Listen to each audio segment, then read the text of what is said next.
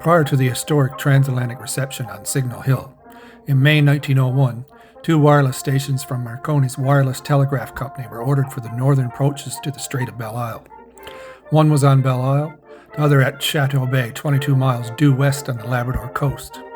Chateau Bay was linked to Montreal by a telegraph line.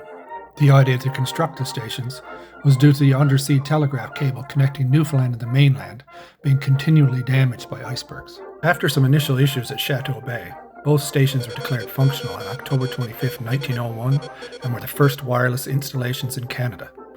They went into service at the opening of the 1902 shipping season. Starting in 1904, wireless radio service was offered to vessels transiting the Strait of Belle Isle. A direction-finding station was opened at Belle Isle in 1924. These stations determine the direction of the source of a radio signal. With a single station, the bearing to a ship can be determined by its radio transmission. That line of bearing can then be relayed to the ship to follow.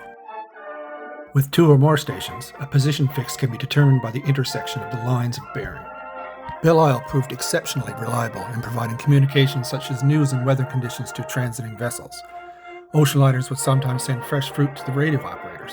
The fruit was put in plastic bags, pumped with air, then thrown overboard to float to shore for the operators.